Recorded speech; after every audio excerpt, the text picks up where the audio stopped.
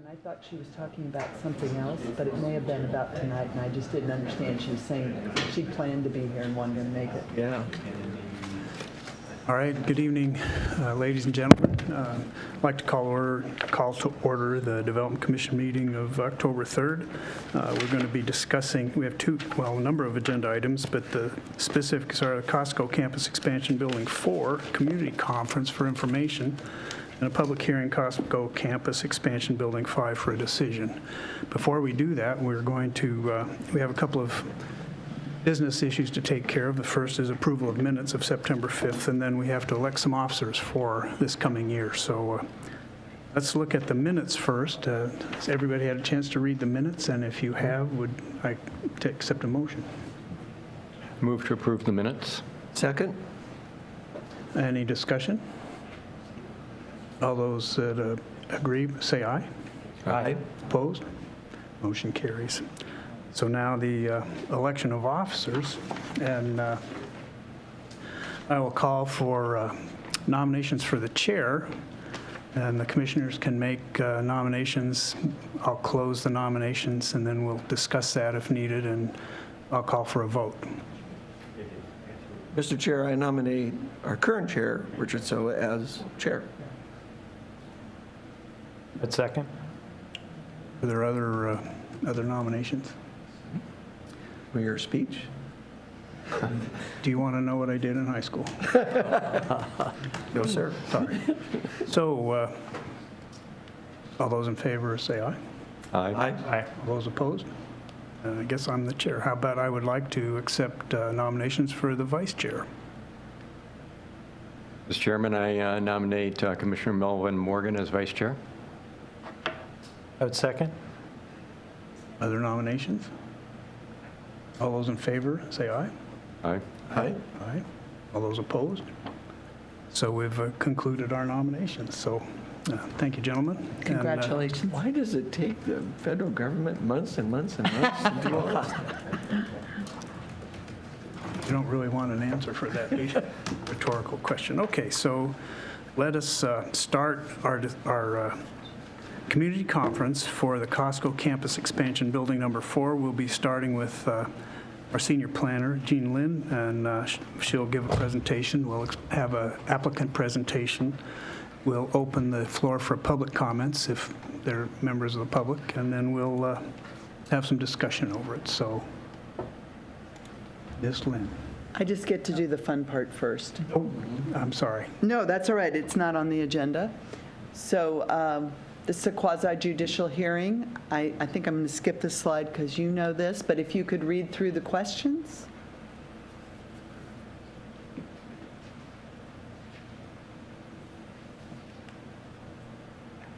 How many commissioners answer no to all the questions?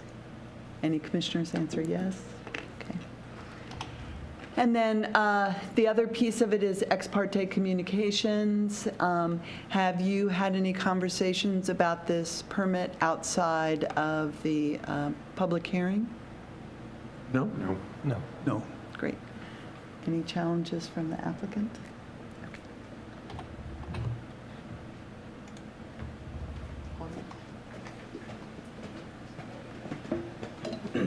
Thank you.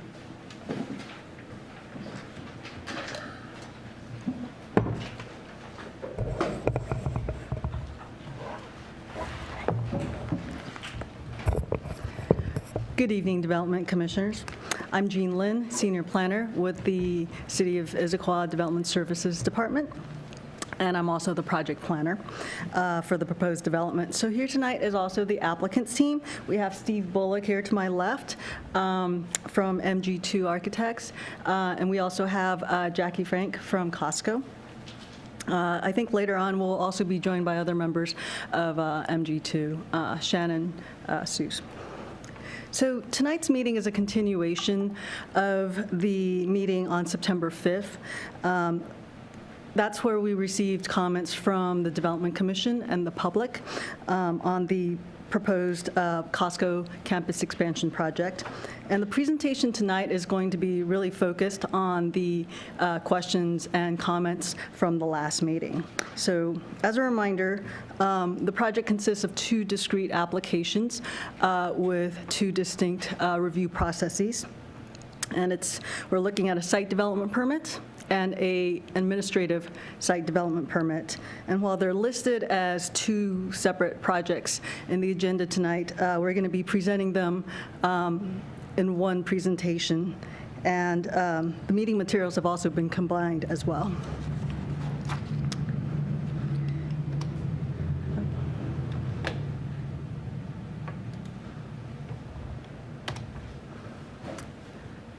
So the following meeting sequence is proposed to help organize the presentations and discussions for tonight. We'll start with a combined presentation by staff and the applicant. That'll be followed by any public comments. And then we'll have the continuation of the public hearing with the Development Commission's discussion and decision for the site development permit for Building 5. That's the parking garage. And then we'll follow that up with the continuation of the community conference for the administrative site development permit for Building 4. And that's the office building. So if there's any members of the public who want to speak, they could sign in at the clipboard at the front of the room. So just to provide a very quick recap of the proposed development, it's 2 new buildings. On the left there, it's Building 5. That is on the northwest corner of Lake Drive and Southeast 62nd Street. It's a 10-story parking garage, and there's approximately 30,000 square feet of active uses on the ground floor. To the right of that is Building 4. That's at the northeast corner of Lake Drive and Southeast 62nd Street. It's a 9-story office building with 1 level of underground parking. And the building consists of approximately 600,000 square feet. There's also a sky bridge that goes across Lake Drive that connects the 2 buildings on the upper floors. As I touched upon earlier, we're looking at 2 discrete applications tonight. So for the site development permit, that's for Building 5. The Development Commission's role is the decision-making body, and that would be to take action on the project. For the administrative site development permit, that's for Building 4, the Development Commission's role is to provide staff with input so that we can write our administrative decision. So we received a number of comments from the last meeting, and what we've done is organize the comments into 13 topics. The first 8 topics you see pertain to Building 5 as well as the overall site, and the last 5 topics pertain to Building 4. The city and the applicant have worked together on responding to these comments, and our consolidated responses are provided in the briefing response memo. The topic numbers that are listed here do correspond with the topic numbers as presented in the briefing response memo. So we'll start with the first topic, and that is an administrative adjustment of standards to provide some greater design clarity for the through-block connection at Building 5. This was something that we had told the commission we'd come back to present. We had provided a preliminary condition that would require us to go through an AAS, and we are here tonight doing so. So there's a couple of refinements to the design of the through-block passage at this building. The applicant is proposing differently patterned concrete at the walkways and at the vehicular drive. There's going to be bollards along the pedestrian walkways, artwork on the northern walkway, There's a couple of elements that would try to help soften the environment through that walkway area under the building. That includes brick coursing, wood-like ceilings, and inset lighting into the ceiling. So one thing to note is that the artwork that's shown here is really only intended to provide a flavor of what could be proposed. It's not representative of actual artwork that's proposed at that location. In fact, staff would prefer art that would be designed to be distributed along the route rather than concentrated on one segment.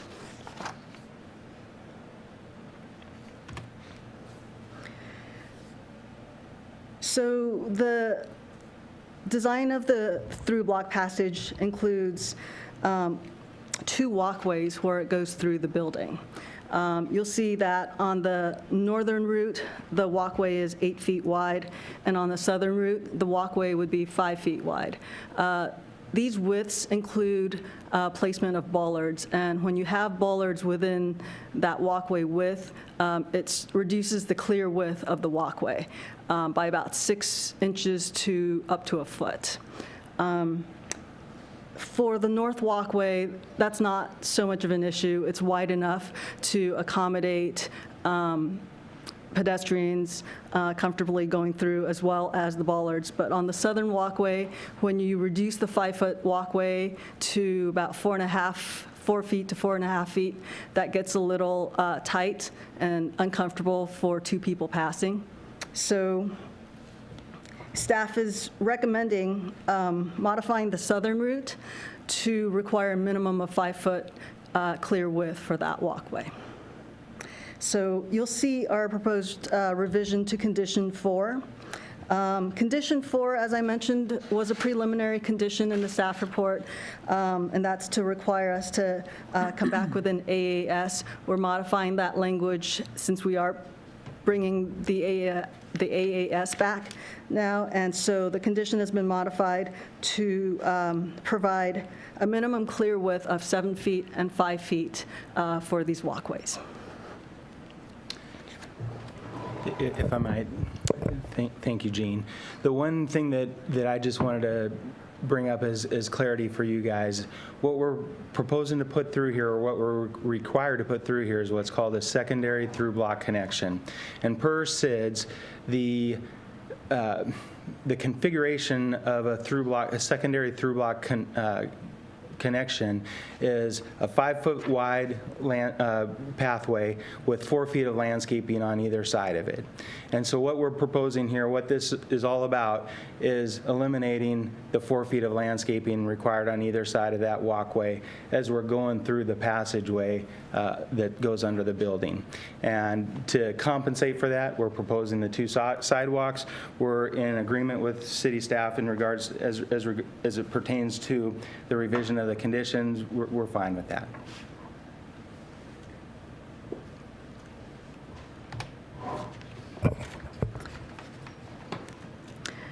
So moving on to the second topic, this pertains to the northeast corner of Building 5.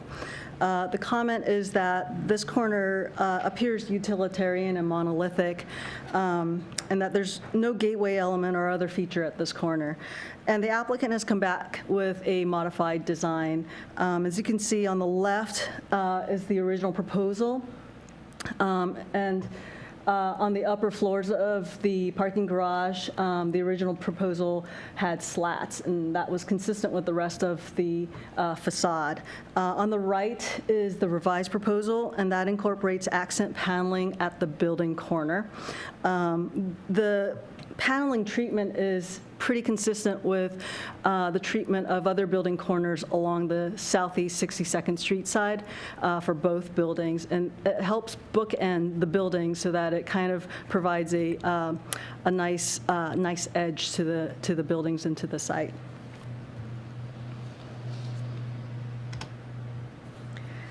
Here's a perspective of that same corner, but with some context of views of Building 4 and the Sky Bridge. This is a view coming down Lake Drive.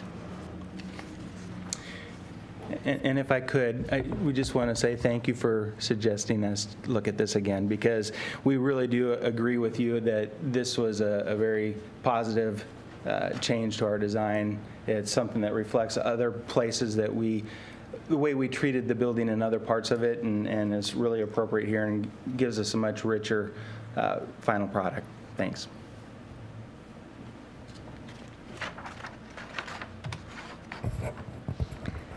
The third topic pertains to tree retention and density. The comment we received basically asked for more trees to be planted on site, that the tree removals adjacent to the natural areas impact the experience along those natural areas, and to plant native species on the site.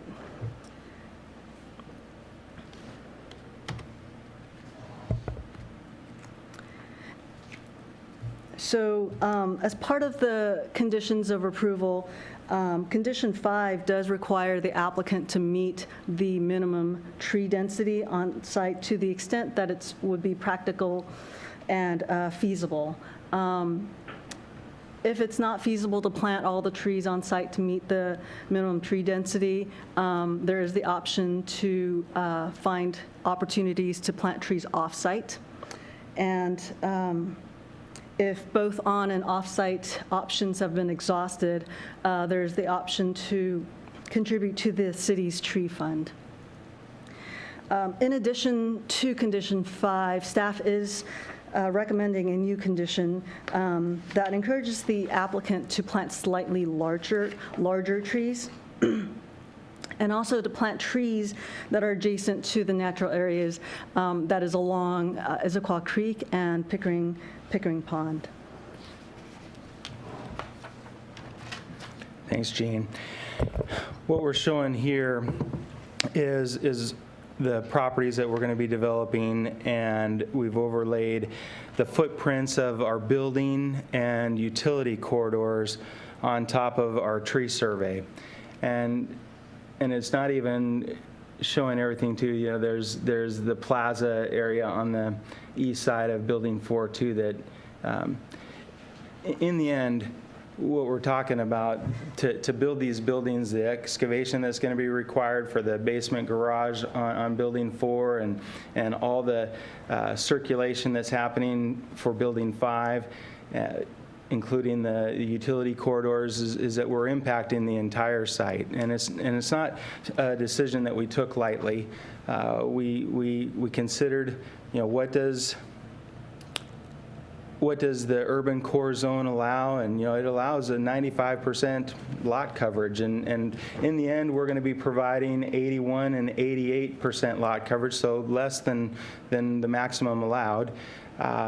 And we had a lot of thought and conversation go into the trees that are out there. You know, some of them are parking lot trees built to provide, or installed to provide shade and break up the area of a parking lot. And then some on the perimeter, and we have photos that document this, that were all planted by Costco over the years to provide screening of the parking lot. And obviously, that's not going to be the condition in the future. And so, in the end, we ended up applying for an administrative adjustment of standards to ask for approval to remove all the trees. And that's not because we don't want to plant trees, as some of the letters that were received said. We absolutely want to plant trees. And what we're showing here is our site plan with all the trees that we're proposing at this point in time. And as we continue to develop the site plan and some of the street wall conditions and things like that, I think we're even going to be able to supplement this some more. But currently, what we're proposing with our administrative adjustment of standards is an elimination of 184 trees on the site. Of those, only 116 are considered significant trees because the other trees are either too small or they're in poor condition as determined by the arborist. And those 116 trees represent 1,268 caliper inches of trees. And when we read SIDS, section 10.4 states that there's one replacement tree required for every 6 inches of tree caliper removed. So for the 211 trees that represent that 1,268 caliper inches divided by 6 means that the replacement amount of trees is 211 trees. This plan right here is showing 161 trees, and the minimum installation size per SIDS 2 is a 2-inch diameter for deciduous trees and 7 feet tall for conifers. And it would absolutely be our intent to plant things at greater size, probably at 3 to 4 inch caliper to get us some instant effect, especially in some of the plaza area, to get those canopies up high enough that people can walk under them and things like that. And the same thing for some of the conifers, to put them in at heights greater than the minimum to address exactly the conditions that staff's talked about as being proposed conditions. So again, this is something just to kind of give you a flavor of what our thought process has been. We absolutely want to have the final product for our campus continue to be one that demonstrates high quality and dedication to having a natural environment, trees, shrubs, and the like, to be lush and beautiful and full, so that it matches up with the existing the existing campus that is out there and the adjacent natural features that we're hoping to take advantage of from a view perspective. So we are in, we concur with staff's recommended conditions on this.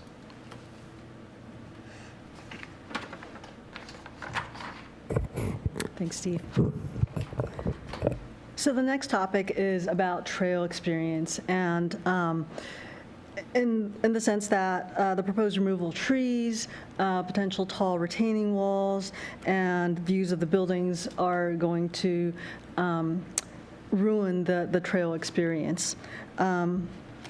So we're going to respond firstly about the Pickering Pond Trail experience, and then we'll talk about the Pickering Trail experience. So the Pickering Pond Trail experience is along Building 5. Generally, the applicant has redesigned this trail so that it is raised approximately by 3 feet. So it's going to be at the top of a retaining wall instead of at the bottom of the retaining wall. The applicant is proposing to revegetate the area where the trail is adjacent to the pond overlook.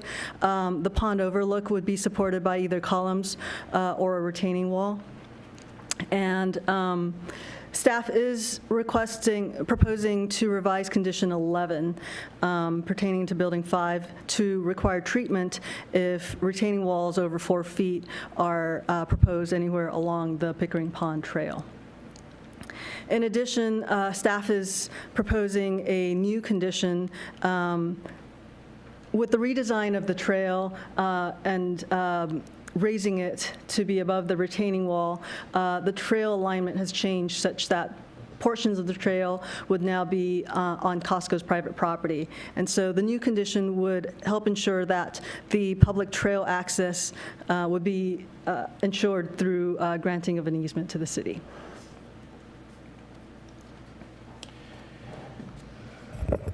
We'd like to just talk real quickly. I don't know how many of you have been on the Pickering Pond Trail. This is the existing path that's on the west side of where we're going to be putting Building 5. And does the mouse show? Yeah, good.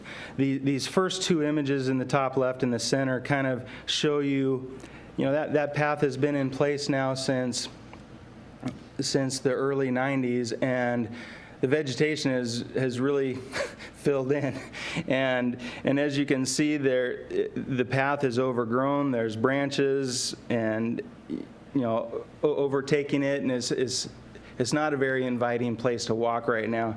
As you continue on and look at the one here in the upper right, you see it's kind of this long, it's almost turned into a cavern.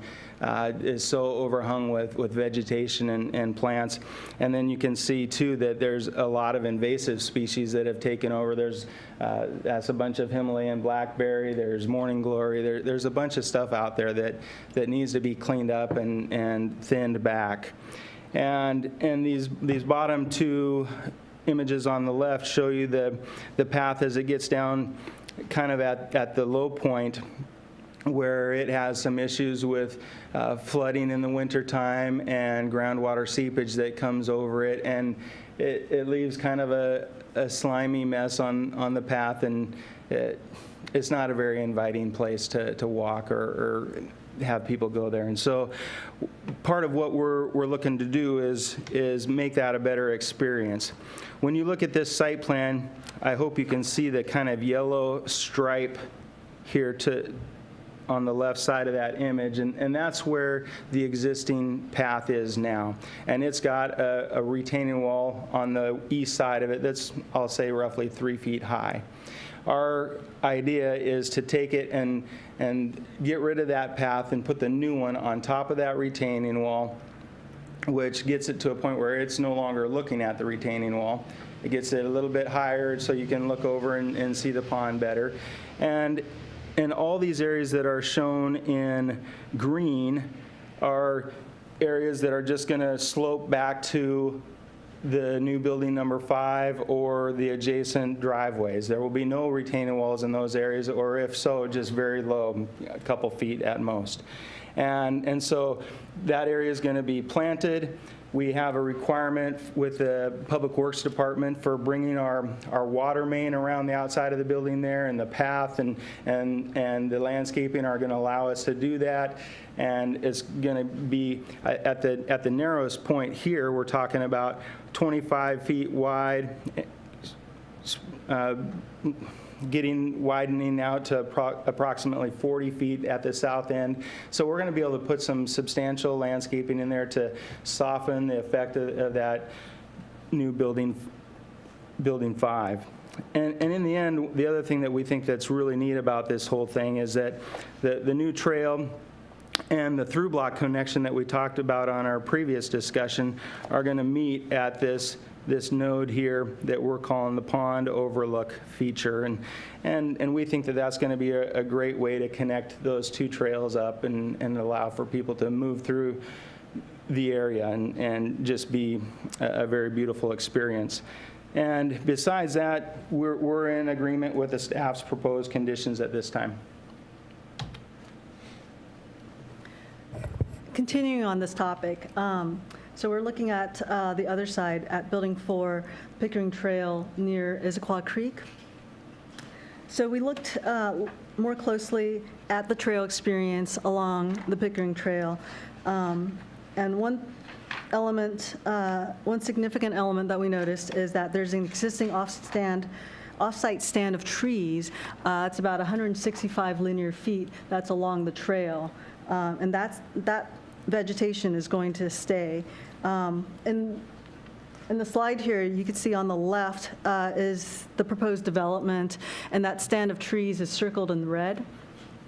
And on the right is the aerial photo of the existing conditions with the stand of trees circled in yellow. And you could also see the location of the trees in proximity to the trail and the site. So the stand of trees is going to soften the appearance of the building when viewed from the trail. And so the section on top helps illustrate the relationship between the building, vegetation, and the trail. If you start on the very left, the far left, that's where Building 4 would be. As you come to the right, you see so here's the building, and then as you move right, this is the Creekside Terrace deck area, and then you'll see the stand of trees, and then to the right of the stand of trees is the Pickering Trail. So there's quite a bit of distance between the trail and the building. And the plan view on the bottom illustrates what this area looks like. So again, building, creekside terrace area, the trees, and the trail. The one thing that we want to bring to your attention as well is that there used to be an easement on Costco's property. It was called Easement R, and it was supposed to be for the city to put it ran along the very east edge of our property, and it was supposed to be there for the trail to be constructed in. Well, ultimately, the trail didn't get constructed there. It got constructed in Tract A where it is now. And it's about a year and a half ago, Costco worked together with the city council to get that easement relinquished.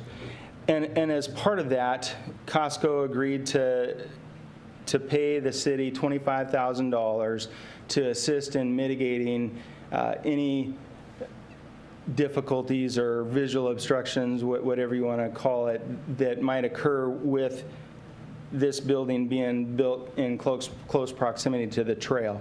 And ultimately, we're going to want to connect our system up with the trail as well. And so after we're through with this project, we're going to start working together with Parks and Rec, working at their direction and their leadership to put together a plan for how things happen in Tract A, how some of our trails and plaza spaces ultimately connect up to Pickering Trail, and then what kinds of plantings get done there if and when the trail maybe gets adjusted in its location. And all that stuff is partially paid for by a contribution that Costco's already made to the city.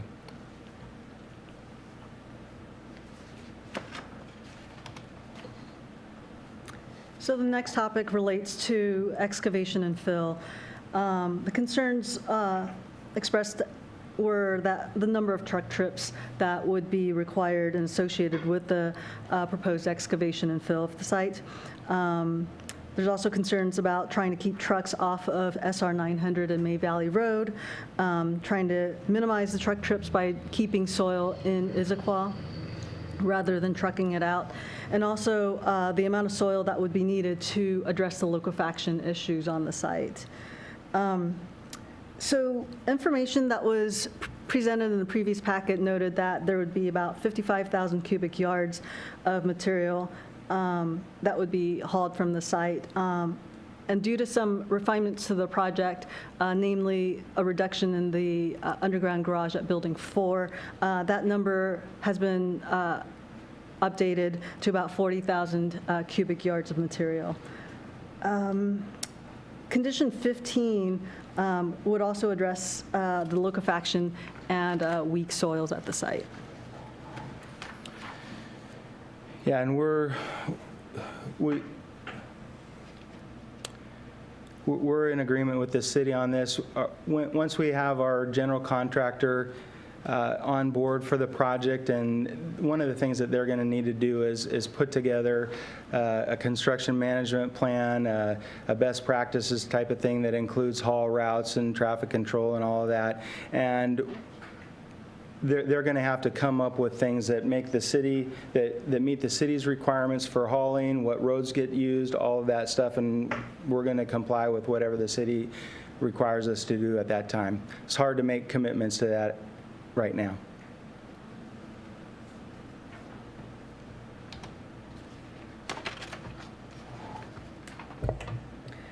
So the next topic pertains to traffic and road improvements. And the concern was that given the amount of development in this area, that additional road improvements would be necessary to serve this area. Specifically, what was suggested is to provide an additional right turn lane at 17th Avenue, SR 900 and 12th Street, and also to provide a crossing over through I-90. So both of these improvements are actually contemplated, and with respect to the 17th Avenue, SR 900 and 12th Street improvements at that intersection, that's already been committed to as part of the Costco development agreement in the master transportation funding agreement.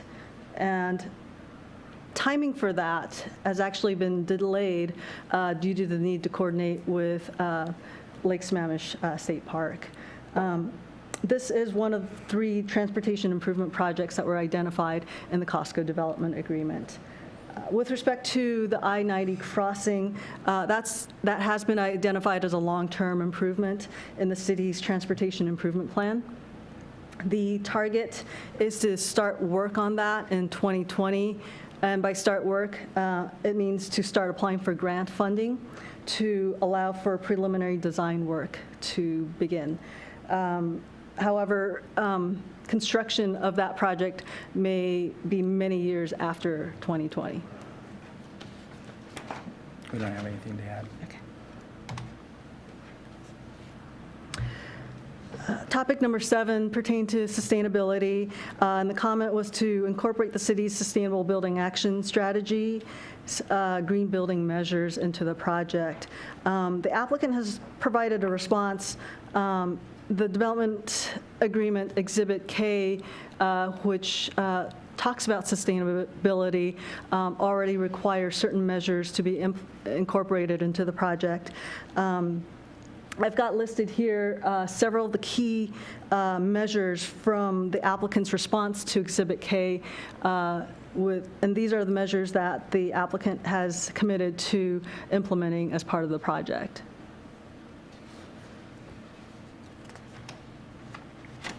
I think I might just say real quickly, we've had a number of conversations with many different people from city staff about how we comply with Exhibit K and the city's desire for this to be a model project as it relates to sustainability. And I think we've had some really good conversations with, is it David Kawamoto? Or Fujimoto, thank you, I'm sorry. And then the rest of the staff talking about these things.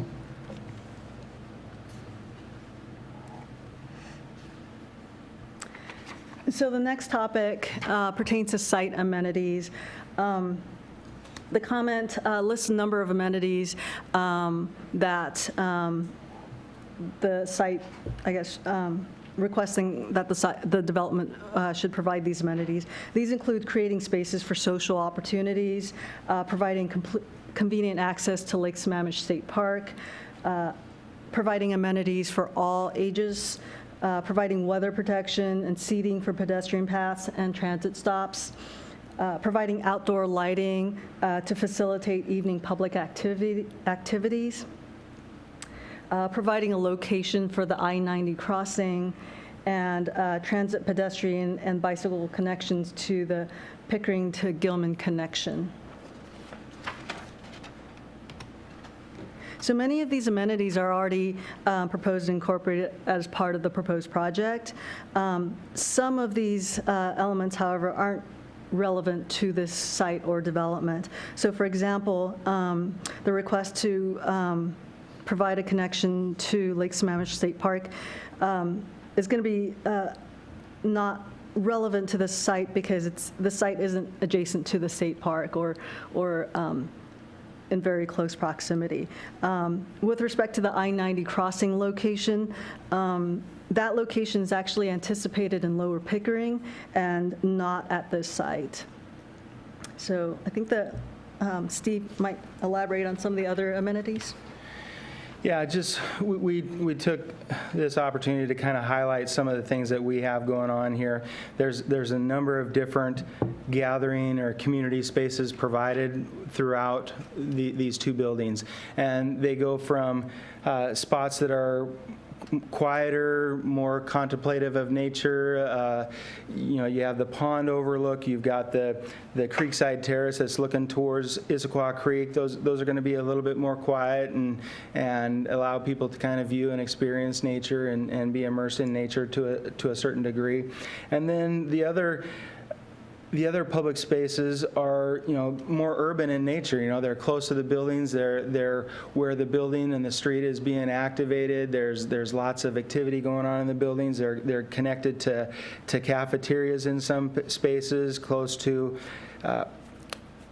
assembly spaces in others, and benches and tree canopy and interesting things for the people that use those spaces are going to be there, and we believe that we comply with the things that letter brought up.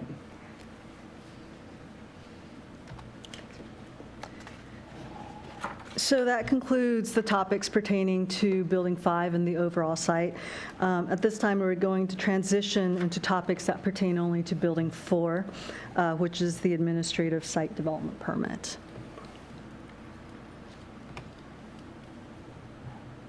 So for Building 4, blank walls was brought up at the last meeting and discussed to some extent. So there's 2 locations of blank walls that were identified, and the comment is how are these blank walls going to be addressed? These 2 locations are at the southeast corner of the building and at the northwest corner of the building. The applicants provided some refinements to the design of these blank wall areas. And as a reminder, Condition 10 also requires blank wall treatments at both of these locations. So starting with the southeast corner of the building, this is the corner that's adjacent to Southeast 62nd Street. On the top, you'll see the original proposal with the blank wall. And initially, just landscaping was proposed to treat that blank wall. On the bottom is the revised design. And in the revisions, the applicants added some punched windows along the majority of the length of that wall. They've raised the planter beds. They have raised planter beds to help obscure the remainder of that blank wall.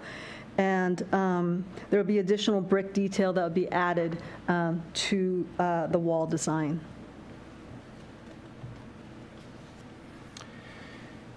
Yeah, this is nothing new.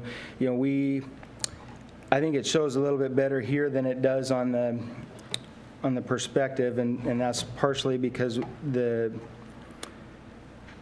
grades aren't very well developed on the perspective. But the road, 62nd, is actually coming from the bridge abutment as a high point and slowly ramping down towards the traffic circle at the intersection of Lake and 62nd. And so we see, and you can kind of see here in this corner, the landscape bed that's adjacent to the sidewalk, between the sidewalk and the building, is actually going to kind of terrace its way down as the sidewalk is dropping along 62nd. And then there's going to be a backdrop of windows behind that to allow some of the views into the building there. That's an actual foyer area for an assembly area for Costco, and there may be pre-function type activities going on in there, and so having windows here is not a bad thing for us.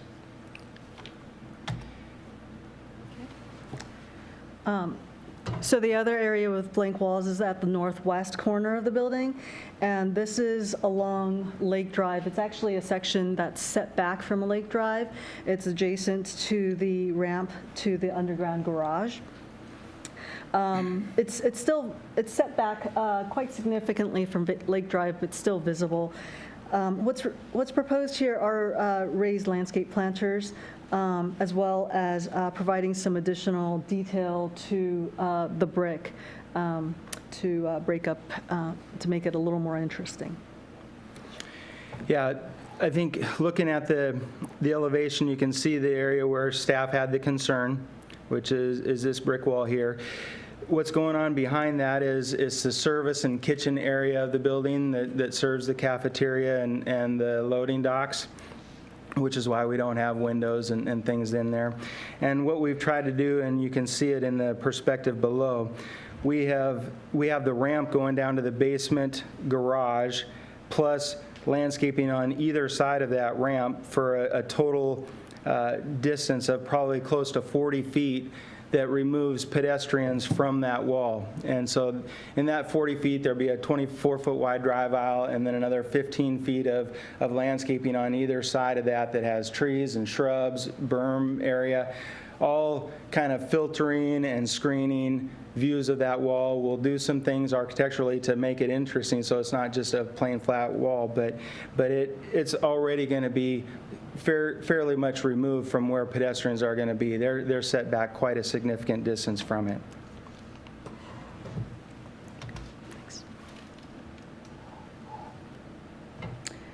Topic number 10 deals with sense of arrival, and the comment was raised about how to achieve a sense of arrival for those coming from the east. So there's a couple of elements that could signal the sense of arrival. There's transitions that would have an implied sense of arrival. There's also physical markers or design elements that could mark the arrival point. So in terms of the transitions, there's some pretty significant transitions as you come from East Lake Sammamish Parkway and as you move towards the Costco corporate campus. The experience is as you come from East Lake Sammamish Parkway, you're going to hit a roundabout, and then that would be, so East Lake Sammamish Parkway is over here. You come through the roundabout, and then you're going to negotiate through a fairly long bridge along Southeast 62nd Street. That bridge has a span of about 800 to 900 feet, and it spans the natural creek and wetland habitat area. So the photo on the right shows a good view of that habitat area as you're on the bridge.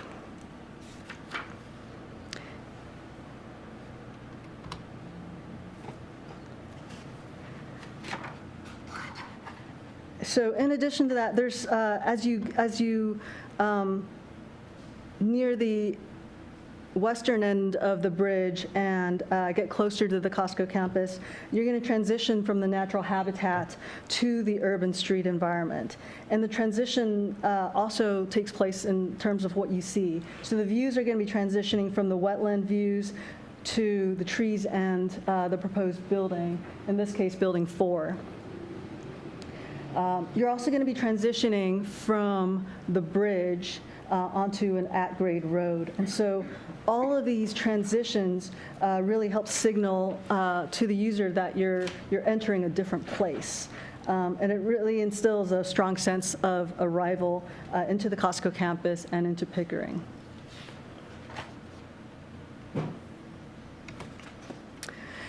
In addition to these transitions and implied sense of arrival, there's also physical markers that could be implemented to mark the arrival points.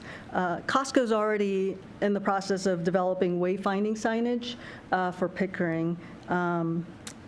And because of that, staff didn't feel the need to add a new condition to require physical markers. But if the Development Commission feels that a new condition is warranted, we've included some suggested language in the briefing response memo. Thank you, Gene. Excuse me. We've had a lot of internal discussion about this since it was brought up at the last Development Commission meeting, and Section Chapter 12.2.e, where it talks about sense of arrival, says sites should promote unique design features and a sense of arrival in each district and development to establish distinct boundaries that are recognizable to the community. And that's all it says about it. And even some of the discussion that we had at our last meeting was, I'm not sure we totally knew what you guys were looking for or what you were hoping that we would do. What we thought, and we're coming at it from an architecture perspective, and we believe that our site design and our building design is really centered on this area that we have highlighted with the dashed lines here, which is focused on the entry canopy of the Building 4. And there are 3 lantern features, one right here in this northwest corner of Building 4, one in the southwest corner of Building 4, and one at the southeast corner of Building 5. And that, coupled with the pedestrian bridge that's framing this whole area, and the fact that the traffic circle is all funneling people. If you're coming from the east or west on the south, once you hit that traffic circle and you start turning up Lake Drive, this is your sense of arrival. You are here. We're dealing with it specifically in the architecture of the building and the features that are built into the building and the site design. The same thing as you're coming south on Lake Drive. You're coming down and you see this community space, the plaza, the lantern feature, the area where the auto court, and this is all culminating in what we believe, from an architect's perspective, is the sense of arrival for these buildings. Now, relating to sense of arrival for a district, we agree that Pickering Place is a development as a whole that deserves some monumentation. It has some right now, but it's fairly dated. It doesn't have any on this southeast corner of the site. And Costco, along with other owners of Pickering Place, are already kind of in the midst of talking about some different things to refresh and put something together that is a comprehensive wayfinding and monumentation package for the entire Pickering Place development. And we would like to continue moving forward without that being something that is conditioned on this project, because we feel this is a very different thing than that. And we're committed to moving forward on both of those, and that's kind of where we are at, as far as we hope that we can move this approval forward without a condition related to that, and we will continue to move that other effort forward on its own track.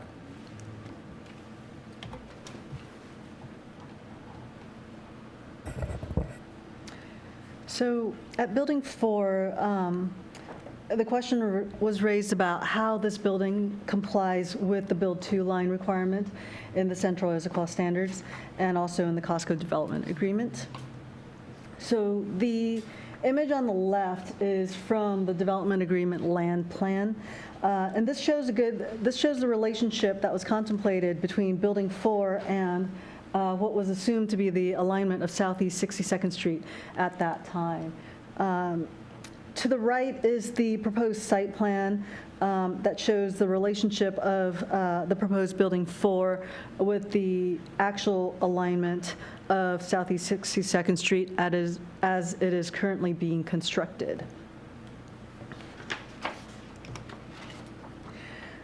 So for curvilinear streets, the development agreement allows some flexibility to the Build 2 line, compliance with the Build 2 line standard, in that it understands that buildings can meet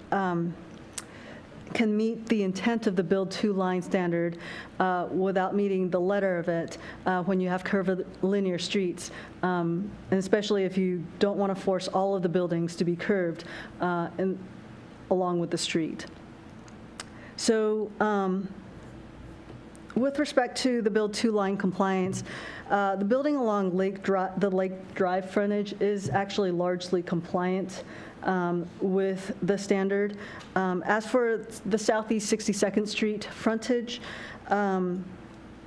we looked at this a little more closely, and the alignment has actually changed pretty significantly since the alignment that was assumed under the development agreement. So in the image here, and the green line actually shows the alignment that was assumed under the development agreement. And you can see under this alignment, it's a fairly straight alignment. There's about 331 feet of straight frontage in this alignment. Since then, there's been some modifications to that. The current alignment of Southeast 62nd Street right-of-way is shown in the blue line above that. And in the blue line, there's some additional curved areas that have been incorporated into that alignment. And so you end up only with 182 feet of straight frontage. So what we're working with here is actually a street that was assumed to be much straighter than it is, and has now become more curvilinear. And so because of that, we feel that the building along this frontage would be eligible for the flexibility that's allowed under the development agreement. We agree. This was the subject of many talks internally with our team, and then also with city staff over the months and the year about how we get a building that meets the intent of this. And there's a lot of things we're trying to do to really meet the intent. In many cases, we're pulling the sidewalk right up to the face of our building, so the building feels like a zero lot line building, even though the sidewalk, the actual property line, excuse me, may be more than 10 feet away from the face of our building. We've got sidewalk running right up to the face of our building, so it feels like you're all still within the public realm and the public right-of-way. And we're providing community space, and we're committed to working really hard with staff to come up with solutions for how we continue to reinforce the street wall within that Build 2 line. So we're grateful for their direction on this, and continue to look forward to working together with them on it.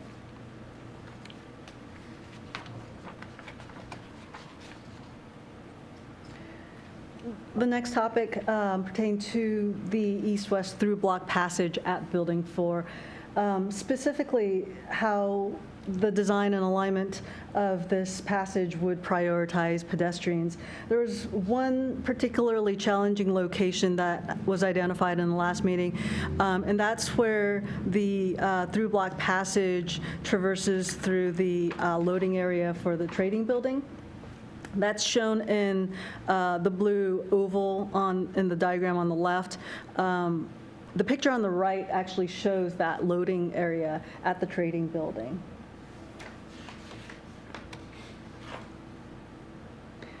So again, some design refinements have been made to make this a safer and more pleasant pedestrian experience. The applicant is proposing an 8-foot wide path that would be patterned concrete, and that would contrast with the paving design for the vehicular areas.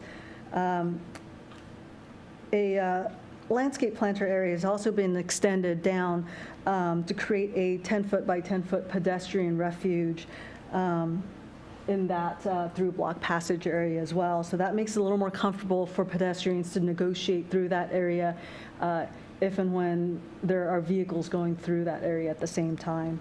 One consideration to keep in mind is that the trading building will be redeveloped at some point in the future.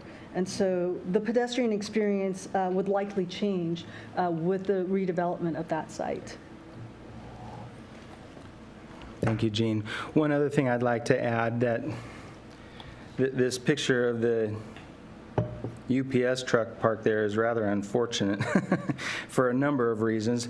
The way this loading dock is supposed to work is trucks actually pull inside, and all the loading and unloading happens inside the building.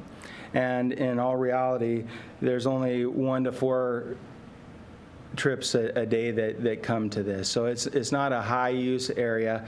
We believe what we're proposing here, both from differentiating the path and then providing a place for people to stop and have some protection before they move on, is an appropriate response to the staff's legitimate concern here.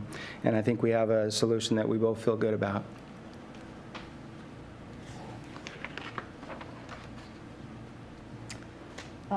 So we're at the last topic here, and that has to do with the SEEP analysis for impacts to the floodplains. So the comment that we received indicated that actions in the floodplain are not covered by the planned action determination that was the basis of previous environmental analysis. So floodplain impacts are quite heavily regulated by federal, state, and city regulations. The previous SEPA analysis also did identify compliance with these regulations as part of the mitigation measures for development within floodplain areas. And so we've had condition 16 proposed, which would require that the applicant obtain a flood hazard permit and that it comply with all applicable city codes. And just to give you a little bit of detail on that as well, we've already hired some consultants, the same consultants that worked on the flood hazard permit for the city's road job here. We've hired them to do our work and have that pretty much completed, and we're waiting for us getting through this process. If we have this approval process in place, then we'll be applying for our flood hazard permit with the city to demonstrate that we comply with all the city, federal, and state codes related to that. Thank you. Jackie Frank. Mr. Chairman, Mr. Vice Chairman, congratulations on your elections tonight. As you can see before you this evening, this presentation, staff has been an excellent partner. We're pleased to have collaborated on the response memo and the presentation. We really appreciate your considering both the administrative site development permit together with the site development permit. It's a unique situation, but we felt that it was needed and that they both needed to be viewed together. One, in fact, provided context for the other, and we thank you for allowing us to structure things this way. Thanks again for the comments that you provided at the last meeting. Your suggestions on Building 5 facade treatment were excellent, and we definitely believe it improved the quality of the design. So thank you for that. Looking back, and I don't know if we've really talked about this much, but as a part of the process, I'm especially pleased with the time we spent with your consultant, Crandall Arambola. We went through the SIDS compliance checklist, even though we didn't really have to. It helped us develop common language with your consultant and with staff, and a vocabulary in considering projects and evaluating design solutions. We think it was really productive and time well spent. From Costco's perspective, additionally, we're very pleased with the success of the project relative to our own growth and consolidation objectives. And we hope our responses tonight were sufficient, and we appreciate your guidance and your input. Overall, I'd like to say on behalf of Costco that we appreciate the partnership we have between the City of Issaquah and Costco Wholesale. Thank you. You're welcome. Comments, but do we want commissioners' comments? So this concludes staff and applicants' presentation at this time. We're available to take any questions from the Development Commission as well before we move on to public comments. And just as a reminder, here's the proposed meeting sequence for tonight. So we've just completed the combined staff and applicant presentation. And we could move on to public comments after that, and the public hearing for the site development permit, and then finally the community conference for the administrative site development permit. If any members of the public wish to speak, please sign in at the clipboard at the front of the room. And if you can, please consider presenting your comments around each building separately, as the development commissioners will have to have separate conversations about each building as well. Thank you so much. I'm going to open it for public comment. If you guys don't have any questions, we didn't know if you might have questions before we opened it to So, public comment. commissioners, It's your call. I have questions. Public comment, leading more questions. We think public comment may lead to more questions. Oh, that's fine. No, you can do questions after, too. We just didn't know if you had any clarifications. Sorry for the confusion. We're trying to decide what the best approach would be, and at this point, we think the best approach would be for us to open the discussion for public comment. If members of the public wish to make comment, we'd like you to sign in, introduce yourself, and then we'll hear your comments, and then the commission will have some discussion and questions.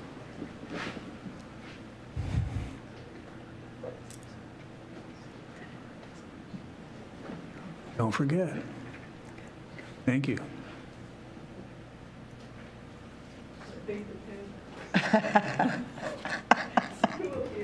Invisible ink, we know who you are.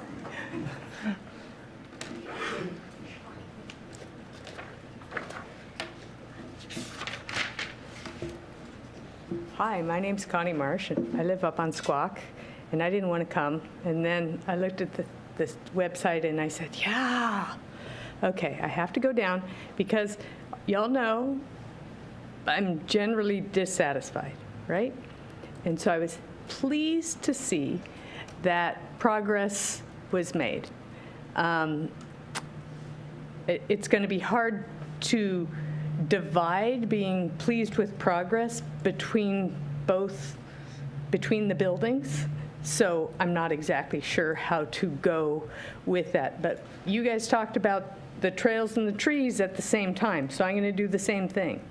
I think what Costco agreed to do on the trail around the ponds is going to be way better for everybody.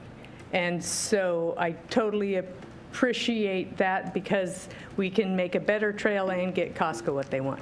On the Pickering Trail side, I'm trying to be positive on that. It's basically saying we're doing enough and it's going to be great, and trust us, it's going to be great. And that stand of trees is not as big or thick as you think, especially in the wintertime, because a lot of those trees are deciduous. And so in this new developing relationship with Costco that's warm and fuzzy, I would like more evergreen trees to give sort of a year-round sense of green. And now I'm following into the landscaping shown for both of the buildings. The pictures are showing evergreens, and they're talking about how this is going to soften the building faces, but it won't in the winter.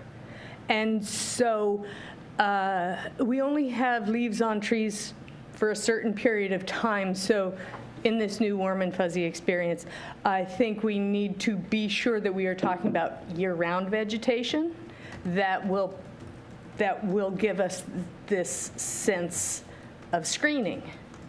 Because I don't think what they're planning there is actually going to work year-round. Now, I want to talk a little bit about the sense of arrival. And again, I think this is both buildings in all of Costco. When you go into their area, you don't even know where you are. If you aren't from town and you don't know that you're in a Costco place, you're going, wow, this is sort of wild. I just went through the green, and now I'm in this new age overpassy thing. Who are these people? Yet you can't get out, you can't go to a restaurant, you don't really know what it's about unless you're from here. And so I think you do need some clues that it's sort of maybe an avant-garde business campus, so that people who are interacting with it, because they will be more now because we have that new road, have some concept of how to behave or what to do, and where the public places are and where the not so public places are, and sort of what it's about. And I think signage might do it, maybe big, huge addresses on the buildings so that people can understand these are corporate buildings here, and then they'll think, and that's probably a corporate gym, and that's probably a corporate cafeteria, as compared to, wow, can I get a bowl of chicken soup in there? And so that would be sort of my comments on the sense of arrival. I don't think it needs a condition. I think with the new warm and fuzzy relationship with Costco that we're expressing, that we should be able to get that. Now, my last comment is, should this relationship not be as warm and fuzzy as we're anticipating from this meeting tonight, what can be done to make it better?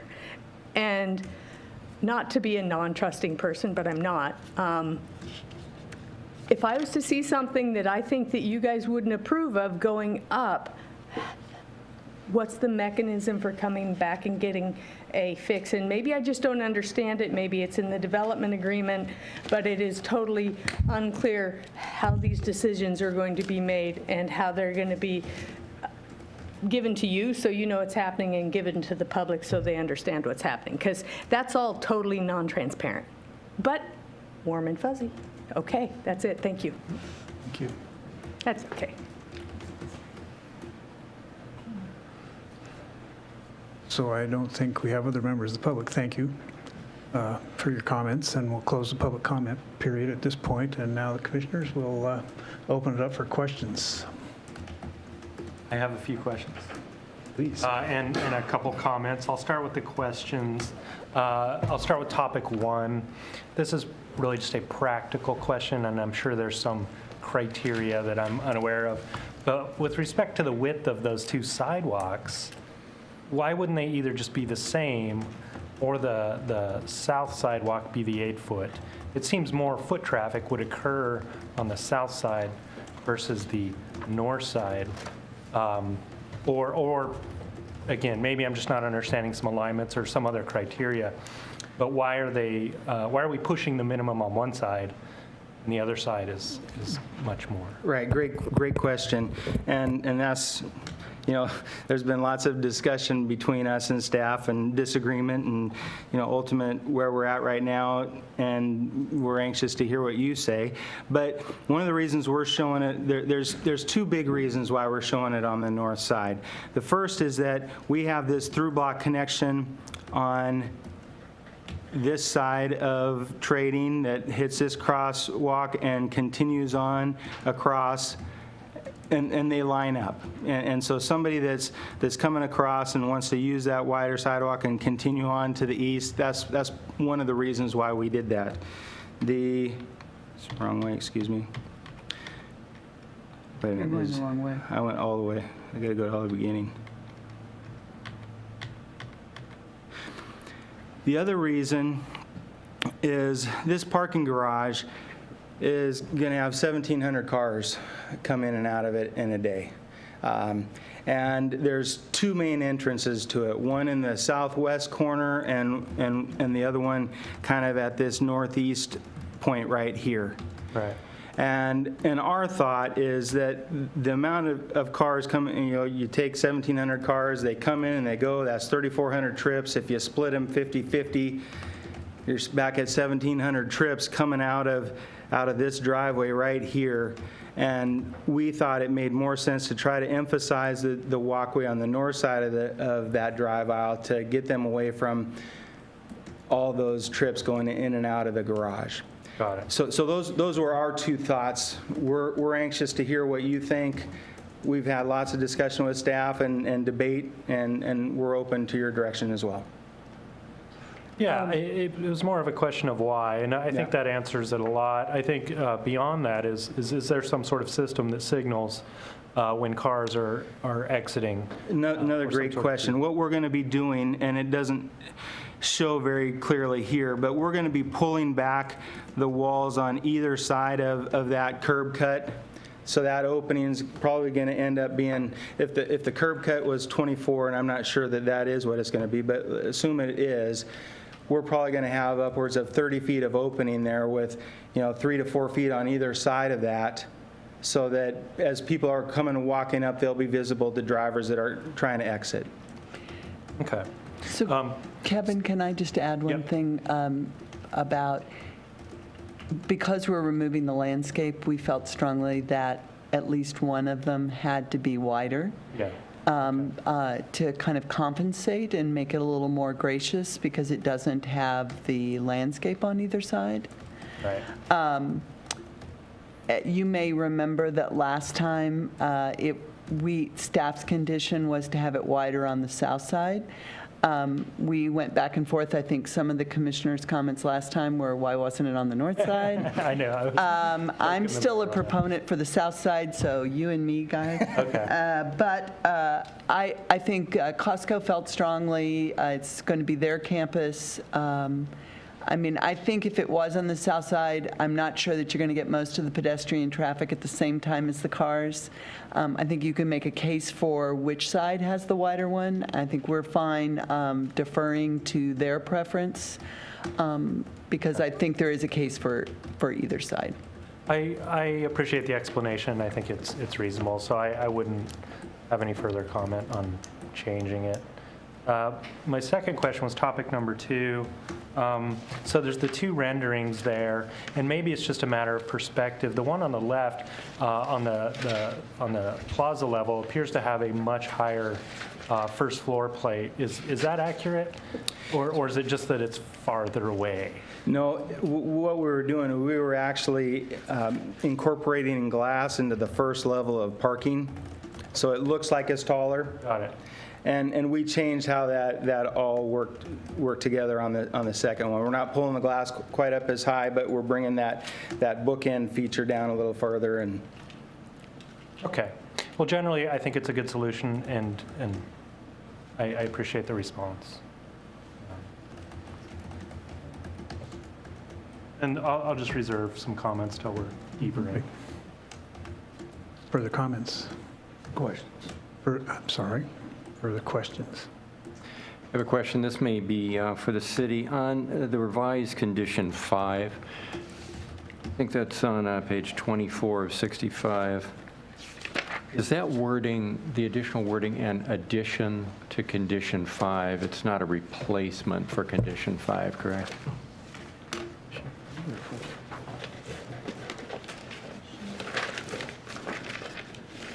Condition 5 on page 24 of 65. Here's the condition. I'm talking about the wording of the slightly larger caliper trees and tract A and so on. Sorry, could you repeat your question about that condition? Yeah, so on page 24 of 65, the area marked new condition, okay?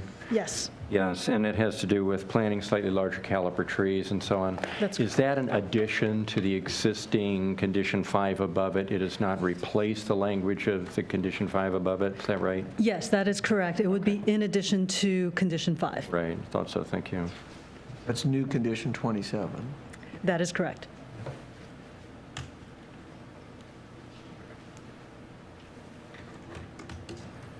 The applicant, I had a question about, on page 21 of 65, I'm curious about the increase of the floor thickness. I guess in building 5, it's going to increase by a few inches, and therefore the building is going to be 5 feet higher. Right. Is that because you anticipate the total width of that opening to be wider because of the walkability factor we've been talking about? what happened there is that we were originally showing 37 feet to provide this amount of walkability, columns on either side of it supporting it. After having some discussions with our structural engineer, we found out that we're going to have a seismic break on one side or the other.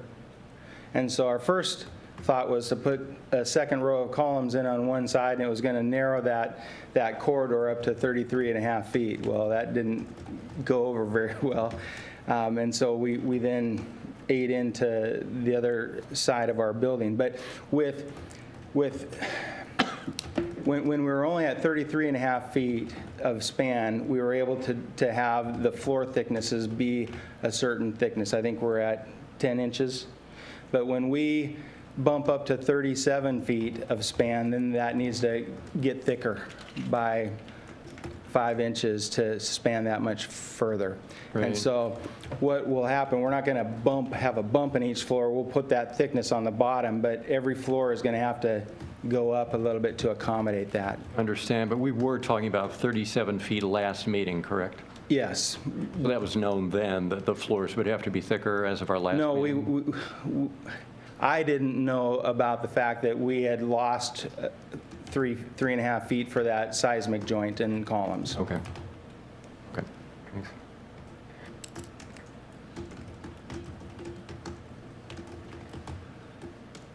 One more, I guess. Let's see. Page 22 of 65. that has to do with the corner added on Building 5, the kind of bookend effect there. The renditions are really nice, but I'm trying to get a sense of how this would appear from the street level. As we're going by in the street then, and we're looking up into that, would we see the lighting on the ceiling of the garage there? There's no vertical screening left behind those windows, correct? That's correct. Yeah, that would look kind of like prison bars almost, I guess. There's no screening behind them. There's, on the other floors where we just have the slats, you can see thickened horizontal members which are blocking car headlights. We don't need those on this section where we have the bookend because the actual horizontal beams of the bookend are blocking headlights. But looking up here at night times, you would see lights from the parking garage, the actual lights in the building. Right. On the current Costco garage, those things get operated on a timer now, and they come on when people come in at nighttime. They come on, they have motion sensors, and they come on, and once people leave, they turn off. Okay. Thank you. All my questions. I have a couple questions. So revised condition 4 doesn't have the language about processing an AS for the through block passage. Is that because they've already applied for one, did you say? That is correct, yes. So we are presenting their application for the AAS at this meeting. So that's why we deleted the language. Okay. In revised condition 11, talking about blank walls on building 5, I'm not sure. In here, is the only addition to this the third bullet point? Should trail users be exposed to retaining walls over 4 feet? Yes, I believe that is the only addition, and that is to address that unique condition with the revised design of the trail, to make sure that any walls taller than 4 feet would be treated along the trail. Now, I understand that they're not, well, I guess one question would be, what does exposed mean? Because a retaining wall, you could be on top of it or you could be facing it. So does it mean that you'd be looking into a retaining wall that's over 4 feet? Yes. Okay. Yes, that would. And then, but I thought with the new design, we wouldn't have people looking into any retaining walls. Is that right? With the new design, Can you go back to that other slide? Yep. there's a section at the pond overlook, so that's the section on top. Oh, okay. And it's a fairly short section, because the pond overlook is maybe 20 feet long. But the applicant's shown that it would be either retaining walls or columns. So with columns, there wouldn't be a need to treat the columns, but if they did opt to go with retaining walls there, then they would need to treat that retaining wall. Okay, great, thank you. And then the other question, I guess, was we have a retaining wall now, we're moving the trail up above the retaining wall. Would there be points where the height of a retaining wall would require railings or fencing along the path? I think the assumption should be that there needs to be handrails along the entire length of it. Oh, okay. And that would just be something in a building permit, I Yes. presume? Okay. The condition 12 about the minimum 25% of the bicycle stalls would be in building 4, we discussed that. I didn't see any change to that, and I don't know if, I guess my question is it hamstringing the project too much? We sort of discussed there wasn't a science behind it, but a feeling of maybe 25% should be in building 4. But I didn't see anything from Costco either, so I don't know if you have a feeling about, does that create any problems, or, because we talked about having it just as appropriate, or? So I think for predictability, we would like to have a number. But I also take your point that as this evolves, if it was 20% or if it went to 40% because that worked better, that would not be a problem. Yeah. So I'm wondering if we did something where we were proposing or as approved by the director, so that we had that, where you're meeting the same intent, but as you said, there isn't a Give you the specific flexibility science. then to. Okay. Yeah, We'll write something up. okay, great. I guess no, I'm good. I think I'm good with questions. Thank you. Okay. So now we can have comments. Do you have any questions? I'm fine. Want me to start? Yes, please. Topic 10, sense of arrival from the east, just my commentary and feedback. I'm inclined to agree with the applicant, and now understanding that processional a little better. I think once you hit that roundabout, as you're coming down 62nd, you're going to have the beacon. That's going to signal something. Then there's going to be this amazing processional of this new bridge over the wetland that none of us have really experienced. And I think that in and of itself is going to be pretty special, and that's enough of a sense of arrival. It's not the main interest. It's a pass-through even to the retail beyond. So, and then you do hit sort of a node there. You can take a right and head into the Costco campus. So I guess I'm inclined to agree that it's fine as is, and I wouldn't place any additional conditions on a physical feature, in my opinion. That makes sense. It does. Sorry, and then topic 11 sort of relates to that same edge. And I think it doesn't necessarily meet the spirit of the code, but I think it's a better reaction, frankly, to how it treats that street edge. It creates sort of this mini subordinate plaza, leads you into that through block passage, and then gives way to that bigger plaza that's internal. So I think it's fine as is. I wouldn't place any further conditions on staff to change that.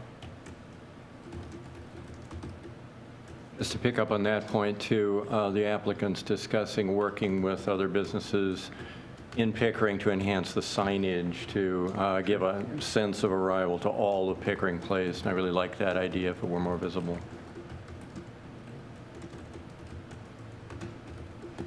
I guess I have one question for the commissioners, your opinion, regarding the new treatment of the corner of Building 5, the northeast building corner.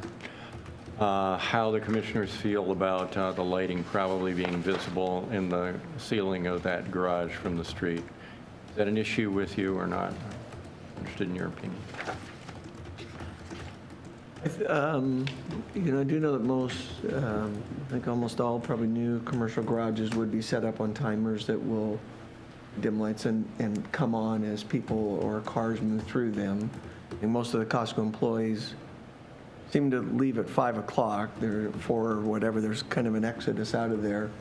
I think in most evenings when people come through, most of those floors aren't going to be all that lit up with the way the lighting works. Yeah, So- it's encouraging. We're not going to have standard And fluorescent up there burning all night. So. Yeah. so it will probably be LED. And it probably won't be, that different than the lights in the office buildings. I mean, if you think about it, you know, on the upper floors, when you look up, you're looking at those ceiling lights as well. Sure. Yeah. And so, with the sophistication of the lights, either through the kinds of lens design, we do require that the lights not throw light out of the garage. And so we've worked with their lighting designers previously on garage lighting, and it's a pretty sophisticated design even for garage lighting these days. Okay, great. We're not exactly at the lighting detail right now, I understand. But Right. That's encouraging. I think Okay. it's a good question to raise nonetheless. All I have. Well, number one, thank you very much, both the staff and the applicant, for all the work that you've done in short order, and especially the changes like to Building 5 and the frontage along Building 4 there at the base. I think they'll make great improvements. And The question about trees and the path, I think everything being done is appropriate in terms of bringing more evergreen trees in. I think we're all for that in general, and I trust Costco's going to come up with something that's going to look good, and because with a lot of employees looking out towards the trail during a lot of dark winter months, I think wanting to see more evergreens is, most of us want to see that anyway. So the sense of arrival question, you mentioned you were wondering what we thought we wanted, and I think we thought the same thing, because this is, I think, the first time we faced this issue of a sense of arrival into a district. I would agree with the idea of about the roundabout creating the point, but I think there will be a big sense of arrival just coming down the road, and you go from a trail through a wetland to a 10-story office building. You'll know things have changed. I don't feel that there's a need to address signage, wayfinding, or monument signage, but I would highly encourage you to work with the other owners. I think it's a great opportunity. This is really becoming a major campus, not that it isn't already, but with 10-story office buildings, it's a major campus, and it's got a great history of Pickering. It's a great history of Costco in Issaquah. And I think, especially where the new building is, there could be some wonderful opportunity for signage there that would be fun for everybody. In the build-to line, I agree with Commissioner Price about that. I think the build-to requirement in SIDS is really driven towards a geometrically patterned downtown-like streets where everything comes up to the sidewalk. And this building, this location isn't really fit for it anyway.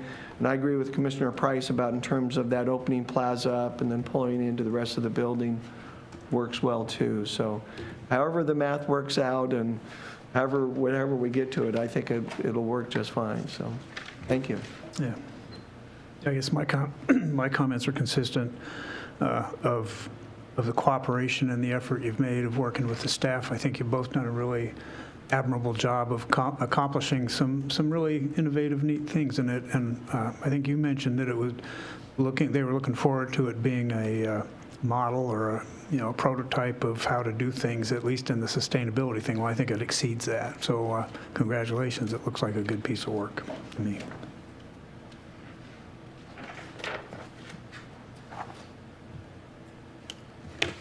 So I think we're ready to move on. So two things. I didn't provide Jean with a very good model for how to write the motion. So she's repeated the conditions that are already in the memo. So these are not revisions that we're proposing that are distinct from those in the memo. These are, she repeated the conditions. So there's no reason to read through all the text that's here, except potentially editing condition 12 to add or as modified by the director consistent with the conditions, the intent described in the staff report or something to that effect. And I can write it up on the screen if that would be helpful to you. Okay. Would you like us just to read the front part, the first part? Well, and then the very bottom on the back, where so those are the two sort of standard pieces of the motion. Okay. Do you want me to provide the edit for condition 12, or do you have a sense of it? If you can, that'd be great. Okay.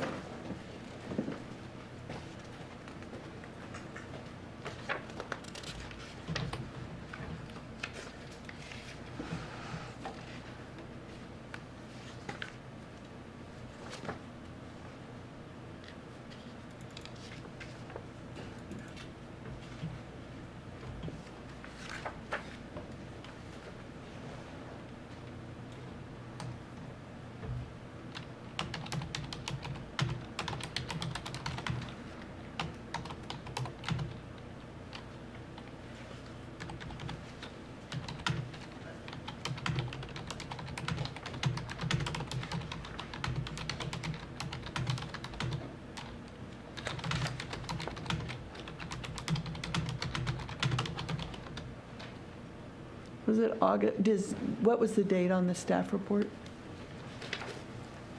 August 29th.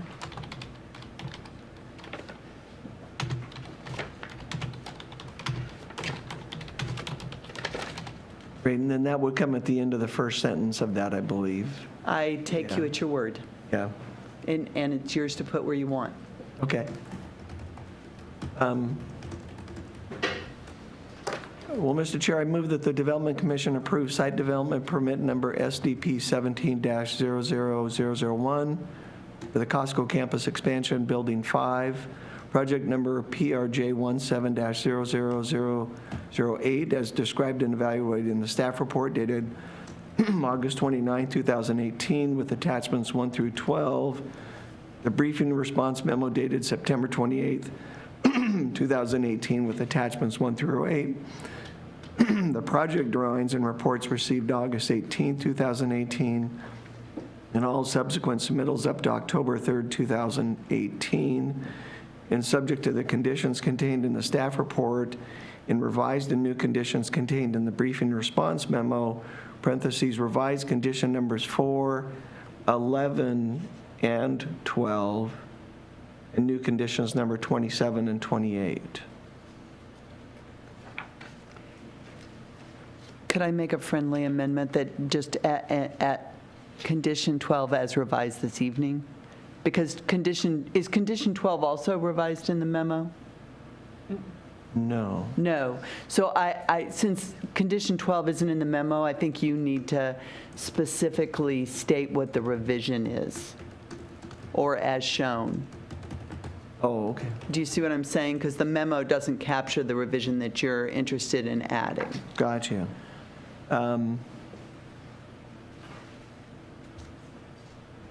You could probably Oh, just amend your so- motion so you don't have to read the whole thing again. Yeah. If I amend the motion. Please do. So the last paragraph where it says, so revised conditions 4 and 11, and new conditions number 27 and 28, and revised condition number 12 as shown in the meeting tonight.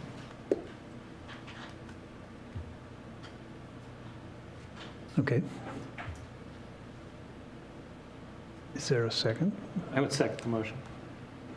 Discussion. All those in favor, say aye. Aye? Opposed? Motion carries.